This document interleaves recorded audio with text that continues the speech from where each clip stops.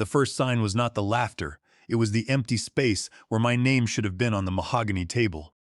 My name is Dean Albright. I am 49 years old. And that morning I walked into Vance Global Energy's glass boardroom, carrying the leather closing binder for a $2,800,000,000 capital restructuring package my firm had spent 8 grueling months building. 4 live cameras were already operating. The glowing red indicator lights were impossible to miss. One camera fed the board archive, one streamed directly to institutional investors, one captured the legal record, and one was for corporate media, which meant every smirk in that room was already being preserved as permanent evidence. I noticed the missing nameplate first. A junior catering assistant stepped toward me with a hesitant half-smile, holding a silver tray. Support staff usually remained along the back wall during major financial closings.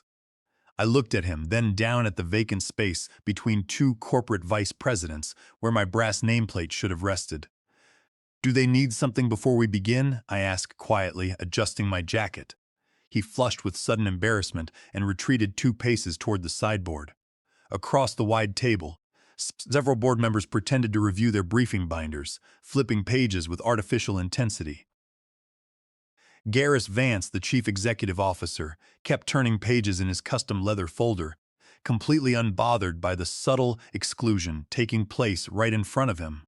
His wife, Victoria Vance, who held no executive title but treated the corporate headquarters like her personal residence, did not look away. She inspected me from head to toe, shoes, tailored suit, leather folder, face in that exact order of dismissive evaluation. I walked toward the main table anyway and extended my hand across the glossy wood toward the incoming operating executive. "Good morning," I said. Dean Albright, before he could reach out or accept the gesture, Victoria leaned toward the active table microphone. Her voice carried clearly across the surround sound speaker system, polished with practiced disdain. "Someone get that temporary assistant a coffee." The room broke instantly into the kind of nervous laughter weak people produce when they fear standing alone. One vice president chuckled, then another joined, creating a cruel chorus of executives who preferred participating in public humiliation over enforcing professional decency. I lowered my hand at my own pace, maintaining complete composure. Not because the insult failed to register, but because in that precise second I realized nobody at that table possessed the courage to intervene. Not the legal team, not the independent directors, and certainly not Gareth Vance. He glanced up for a brief second, then returned to his printed agenda, treating professional dignity as entirely optional whenever his wife chose to strike. So I moved to the last open chair at the far end of the boardroom, an unassigned seat without a microphone, and placed my closing binder flat on the table. If they genuinely believed I was merely a temporary assistant, why did the room grow so unnaturally quiet when I refused to argue or explain myself? The meeting proceeded as though nothing unusual had transpired. That was their first catastrophic calculation. Gareth clicked to the opening slide, maintaining his smooth presentation cadence. He spoke in the grand corporate vocabulary that powerful men rely on when they assume their authority is absolute and unquestioned. Strategic alignment, debt restructuring, leadership transition, restored investor trust. He repeated the word partnership 4 times within 60 seconds. He never uttered my name. He never acknowledged Crestline Capital. Gavin Redford, the newly designated operating executive, took over the presentation next. His tone was smooth and completely confident. "The debt restructuring facility is effectively secured," he stated, gesturing toward the digital display with an open palm. "At this juncture, we are simply finalizing administrative schedules and execution timing for the primary tranche." Several directors nodded along in agreement. Victoria leaned back in her leather armchair, smiling as if she had successfully restored order. She had already concluded I was harmless background clutter. When Gavin paused for breath, I looked down at my binder, then met his gaze directly. "One question," I said, my voice cutting cleanly through the ambient hum of the air conditioning system. "Who is confirming the lead tranche capital release sequence?" The reaction was immediate. A senior director shifted uncomfortably in his chair. Someone at the far corner exhaled sharply. Victoria turned toward Garrus, visibly irritated that I had dared to interrupt the presentation flow. Lawson Pryor, the general counsel, froze mid-sentence over his notes. He recognized precisely what that question signified. I placed my phone flat on the polished table, opened the secure authorization protocol, and slid the closing binder forward until the flagged covenant appeared. Material Conduct Revocation Trigger, Lead Tranche Disbursement Authority, the structural backbone of the entire package. Before we proceed to slide 5, I said calmly, you may want to verify who holds final disbursement signatures for the principal commitment. Pades began turning rapidly around the room. Victoria's condescending smile flickered for the first time that morning. Garrus looked directly at legal counsel instead of the digital screen. If their funding was truly secure, why had a single sentence forced the entire room to inspect their legal documentation? Gavin reached for the slide remote again, attempting to regain control of the room. I did not let him. Before the next slide, I repeated, maintaining an even tone. I need confirmation on who holds release authority for the lead tranche of $1,820,000,000. Garrus looked up slowly. Irritation surfaced first, followed quickly by cautious hesitation. We will take staff questions after the formal presentation, he said, turning back toward the screen, as if that settled the matter once and for all. I held his eyes across the table without flinching. I am not staff. That statement landed far heavier than they anticipated. No one moved for several seconds, so I provided the formal introduction they should have requested before the live broadcast began. Dean Albright, managing partner at Crestline Capital, sole authorized signatory for the lead capital tranche. The chief financial officer's hands froze over his documents. He flipped 2 pages forward, then back, his face gradually draining of color. That is accurate, he admitted in a strained voice. Without Mr. Albright's explicit sign-off, the debt syndication cannot legally execute. Nobody laughed. Nobody even attempted a polite chuckle. The atmosphere in the boardroom transformed instantly, from arrogant certainty to palpable tension. A director seated near the window glanced up nervously at the live camera, mounting in the corner, realizing the entire exchange had been recorded. Another stopped taking notes altogether, staring blankly at the table. Victoria's smirk thinned into a tight line, though she attempted to maintain her poise as if this awkward moment could be erased with a lighter tone. Oh, she said, her voice far too airy. Then perhaps there has been a minor misunderstanding among the support staff. Perhaps we should restart the presentation properly, Gavin added, leaning forward hastily as though a reset button still existed on the table. Lawson Pryor finally spoke, his voice measured and extremely tense. Before we proceed any further, the conduct clause must be reviewed. If a reputational event has been logged on the official record, we are legally required under federal compliance guidelines to preserve the documentation and evaluate exposure immediately. As if summoned by his statement, the central conference phone illuminated with an incoming high-priority call. Garrus pressed the speaker connection. The voice of Audrey Vance, senior board director, came through sharp, crystal clear, and completely unyielding. Do not cut the video feed. Keep those cameras recording every word in this room. In an instant, Garrus was no longer the sole authority in that boardroom. Now that they understood my identity, were they more terrified of offering a public apology or of losing $2,800,000,000 in front of their institutional shareholders? Lawson opened the master term sheet with visible hesitation. Documented misconduct by executive leadership causing material reputational exposure permits immediate revocation of the lead capital commitment. Without financial penalty, he read aloud, his voice dropping slightly on the final words. Victoria issued a short laugh, the defensive sound people make when they believe danger requires a loud voice to be real. Oh, come on, she scoffed, waving her hand dismissively. It was an obvious joke meant to lighten the mood before a long meeting. No one responded to her defense. That silence proved far smarter than she was. Garrus attempted to intervene, but not to correct his wife's behavior. Let us not inflate a minor casual comment into something catastrophic, he said, opening his hands in a gesture of false reasonableness. There has simply been a slight misinterpretation of intent. I did not argue morality. I had no need to engage in argument. The table microphones were active. The 4 cameras were recording. The feed is currently archived in the board system and live on the investor portal, I pointed out smoothly. For the first time that day, a vice president at the end of the table looked genuinely terrified. Lawson lowered his eyes to the paper, completely powerless to alter the recorded facts.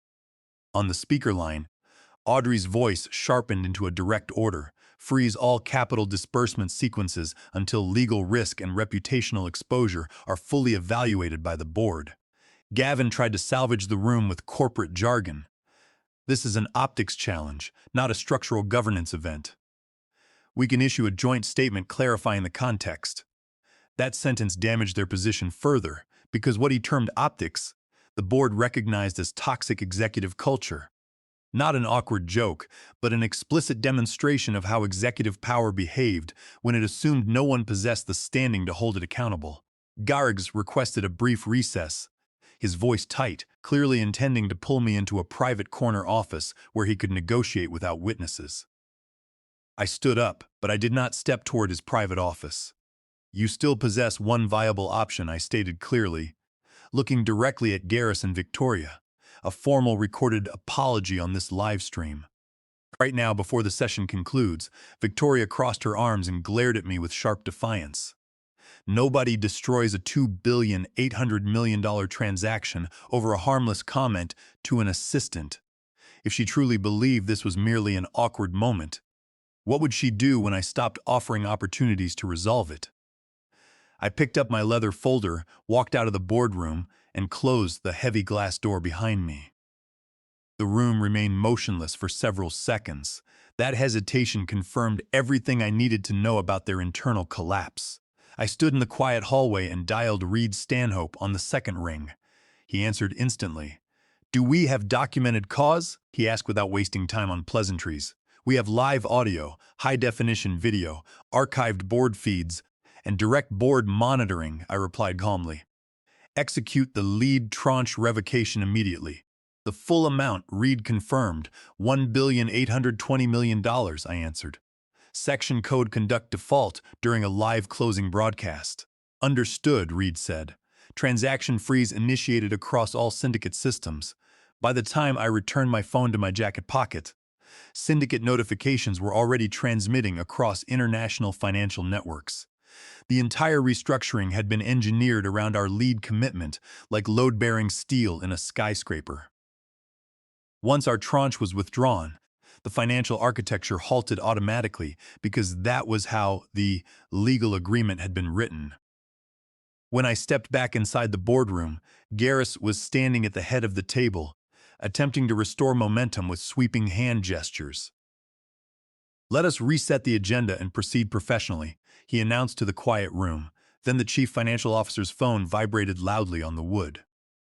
He stared at the screen, his mouth slightly open. Simultaneously, Lawson's phone buzzed, followed by 2 directors at the far end of the table. The vibrations traveled around the table like a series of warning alarms. "What is happening?" Garrus demanded, his composure cracking visibly. The chief financial officer looked up, his face completely drained of color. "The lead capital commitment has been revoked. Effective immediately." Dead silence filled the room.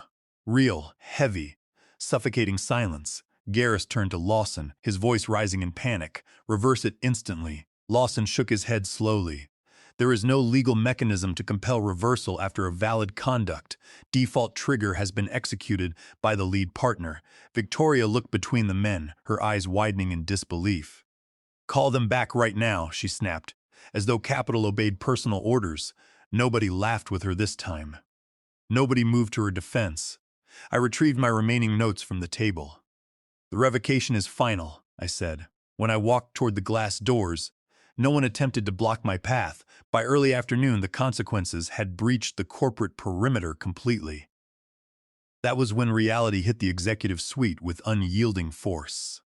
The leadership transition was officially suspended, wrapped in defensive press releases that attempted to frame the delay as a routine administrative pause for technical alignment. The financial markets did not interpret it that way. Neither did institutional investors or rating agencies.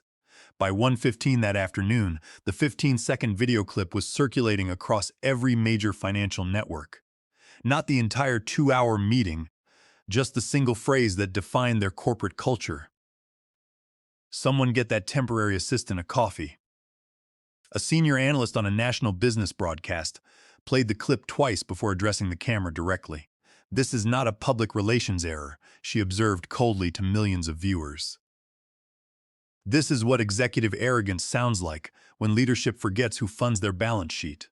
I watched the broadcast from the rear seat of a black sedan heading toward the airport. My phone remained face down in my lap, vibrating continuously with incoming inquiries from industry leaders. Syndicate partners wanted confirmation. Lenders sought immediate distance. Inside Vance Global Energy's executive penthouse, Victoria watched the exact same news coverage. I learned later from internal staff that she stared at the television screen in absolute disbelief before turning furiously on the communications director. "Take that clip down immediately," she commanded. No one moved, no one answered. That silence was answer enough. Her voice escalated into an angry shout, then broke into desperate tears when she realized her informal influence had completely vanished. The executives surrounding her did not offer sympathy. They quietly stepped away to protect their own careers and reputations. Garris Vance attempted to reach me through a mutual acquaintance an hour later, requesting a confidential private meeting to discuss terms. I did not respond to his messages. Senior Board Director Audrey Vance moved far faster than the executive team. She convened an extraordinary emergency board session, mandated the strict preservation of all broadcast recordings, and revoked all family access to corporate facilities pending a comprehensive formal governance review. Lawson Pryor attempted to minimize the legal fallout during the emergency board conference call, but an independent director cut him off instantly. Why did legal counsel fail to intervene the moment the conduct covenant was violated on a live broadcast? The director demanded with sharp intensity. Gavin Redford began drafting internal memorandums, attempting to distance himself from the incident and shift blame onto administrative staff. It was far too late. His laughter was preserved on the primary audio track. So was his passive silence. By 3 o'clock that afternoon, the board had categorized the event accurately. Not an optics inconvenience, but a fundamental failure of executive governance and risk management. If the financial market had already witnessed the truth, could the board salvage the corporation without removing the individuals who had compromised it? Audrey Vance did not invite me back to the executive suite. She requested a meeting in a private conference room on the 22nd floor, a neutral space far removed from the main boardroom and executive offices. She arrived alone. No Garris, no Lawson, no corporate assistants carrying prepared scripts or public relations guidelines. That choice established the tone immediately. She placed a gray document folder on the table, but did not open it right away. "I am not here to defend their behavior," Audrey stated flatly, looking me in the eye. "I am here because this company remains viable if we extract the corruption completely and restructure governance from the top down." I looked at her for a moment, then at the muted television screen on the wall displaying market tickers. The executive team in that boardroom this morning could not execute a basic professional interaction without resorting to public humiliation, I remarked. No, they could not. Audrey acknowledged candidly without hesitation. For a brief second, I recalled the sound of corporate vice presidents laughing while my hand remained extended across the table. I maintained an even expression, but I had not forgotten the insult. I respected Audrey's candor far more than an insincere executive apology. At least her assessment was honest and realistic. Crestline Capital does not deploy institutional funds to shield executives from the consequences of their own toxic culture, I told her directly. Nor should it, Audrey agreed. That is precisely why I am meeting you without them present. My phone vibrated once on the table. It was Reed Stanhope. I accepted the call and kept it brief. A complete walkaway remains our primary recommendation.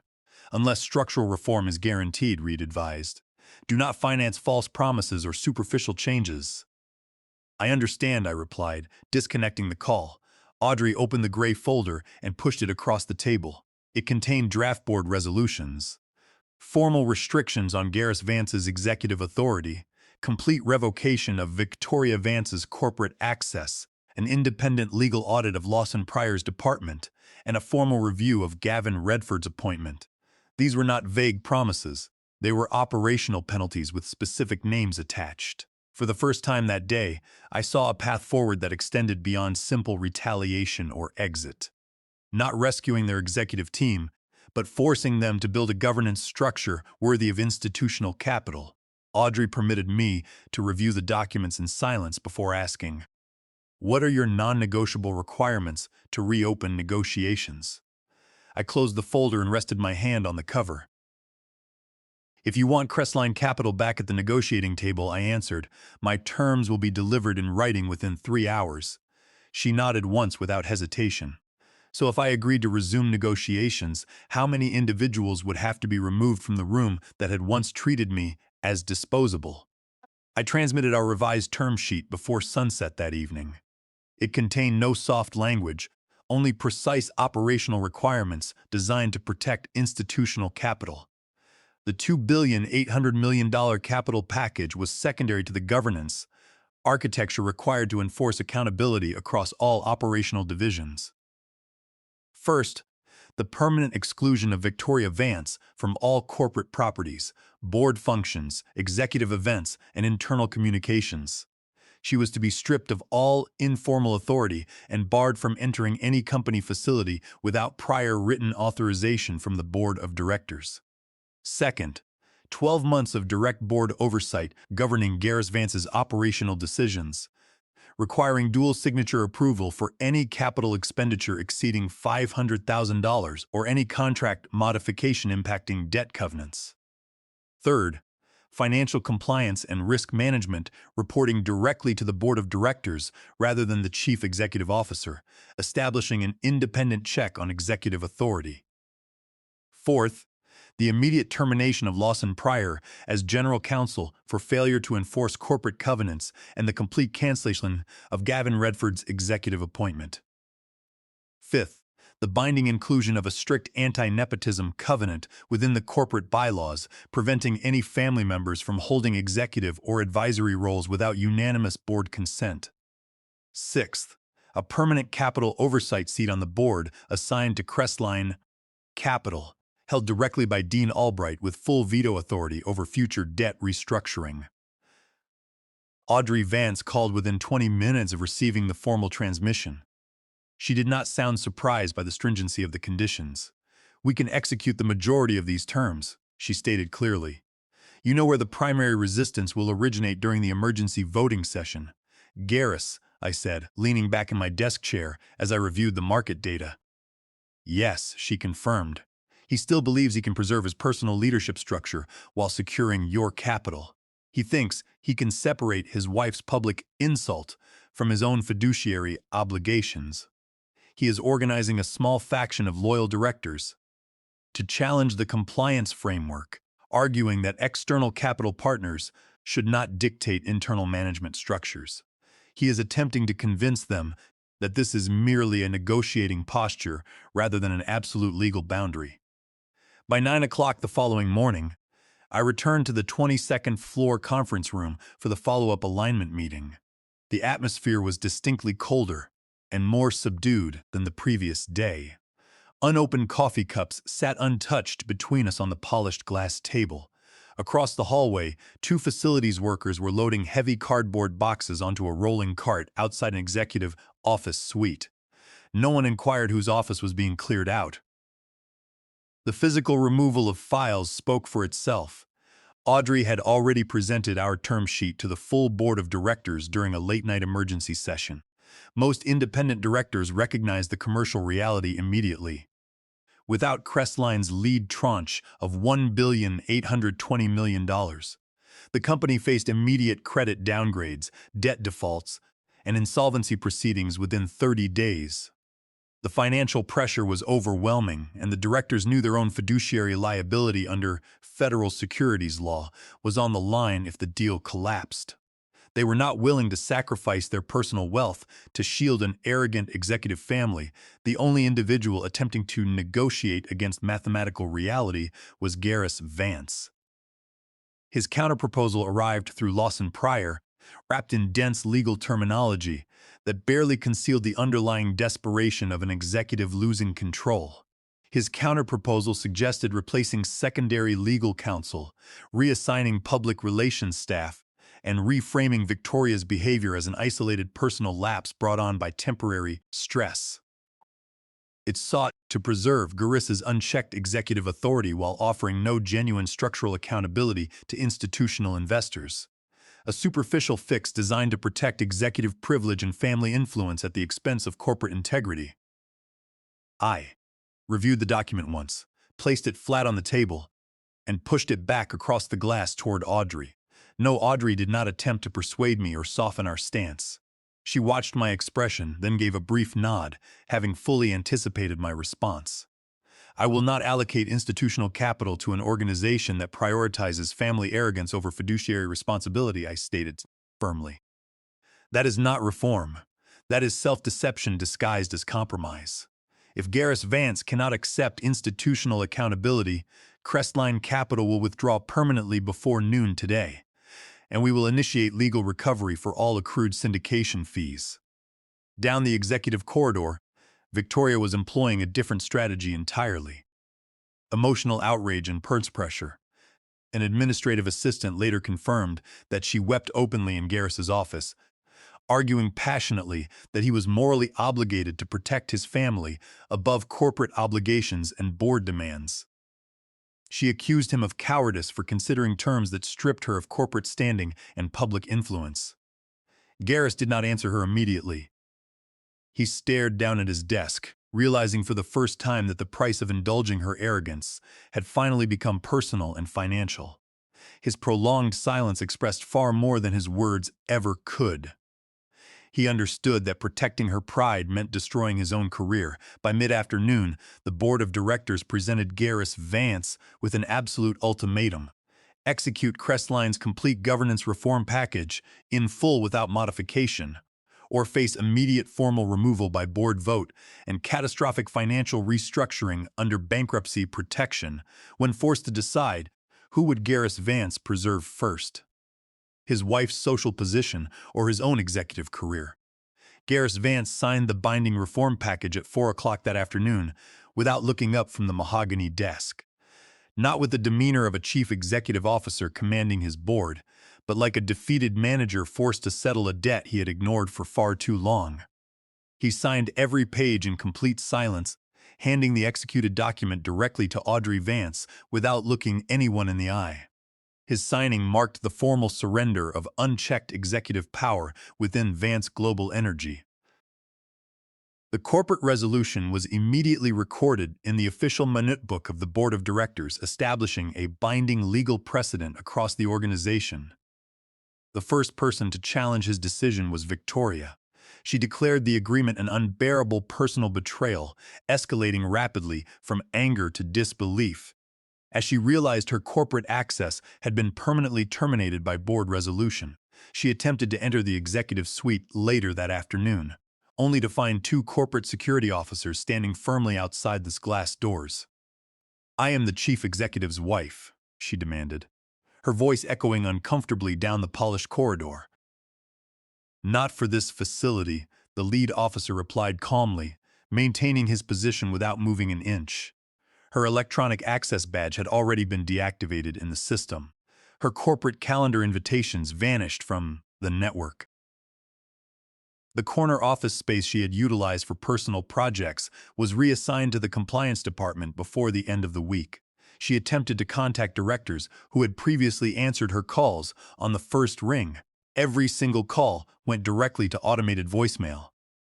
No one was willing to risk their board standing for someone who had become an active liability. When Gareth filed for legal separation 3 days later to protect his remaining personal assets from joint liability under corporate dissipation rules, her corporate influence ceased entirely and permanently. She was forced to vacate the corporate residence and relinquish all company vehicles within 48 hours. The social network that had once celebrated her arrogance dissolved completely as news of the formal separation spread across executive circles in the city. She learned quickly that corporate loyalty disappears the second financial standing is revoked and the cameras stop rolling. Gavin Redford attempted a different survival tactic. He authored lengthy internal memorandums attempting to reframe his involvement as strategic neutrality during a complex negotiation. At first, colleagues copied him on email chains out of old habit. Then the communication stopped abruptly. By the time the board formally canceled his executive appointment, his operational authority had already evaporated completely. He was given 2 hours to clear his desk under security escort, leaving the building without a severance package or professional endorsement. His career in executive logistics was effectively over, as no major financial firm would touch a candidate linked to such high-profile corporate failure. Lawson Pryor attempted to demonstrate his indispensability by citing complex regulatory procedures and historical corporate filings. However, independent legal counsel hired by the board systematically replaced his opinions with straightforward compliance protocols. When directors ceased consulting him prior to board votes, his authority ended long before his official exit from the building. His legal career was permanently tarnished by the documented compliance failures. Garris remained chief executive officer in title, but his operational reach was severely constrained. Direct board oversight monitored his daily decisions. Compliance reported independently to the board chairman. Family members were permanently barred from corporate operations and executive spaces. He retained the corner office, but lost the unchecked power he had abused for years. Audrey Vance executed the remaining governance updates with systematic precision.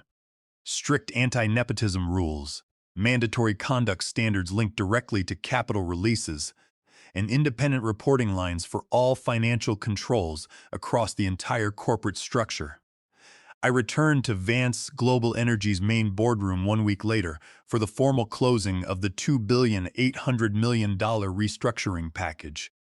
When I stepped into the room, my leather nameplate was positioned prominently at the center of the mahogany table, exactly where the empty space had been 7 days prior. A fresh cup of coffee rested beside it, served appropriately without theater or condescension. The table microphones were active. 4 cameras were recording for the official record. Nobody laughed. For a brief, quiet second, I allowed myself to reflect on what that room had attempted to strip away. Then I took my seat at the table and opened my binder. Garris sat 2 places down, noticeably quieter than the surrounding directors. He looked at my nameplate once, then lowered his gaze, finally comprehending what that empty space had cost his organization. 3 months later, Victoria Vance was completely separated from the company, the corporate offices, and the executive lifestyle she had weaponized against others. Gavin Redford and Lawson Pryor were fully replaced by qualified professionals with unblemished records. Garris Vance remained CEO in title, but possessed no unmonitored authority in any room that mattered. Audrey Vance established genuine corporate governance across the organization, and I maintained permanent capital oversight at the center of the table. A corporation does not collapse because of a single arrogant sentence. It collapses because too many leaders listen to that sentence and assume cruelty carries no consequence. Dignity is never a minor detail. Boardrooms do not reveal character when transactions are smooth. They reveal it when someone assumes there will be no cost for treating others as disposable. True leadership requires respecting every individual at the table.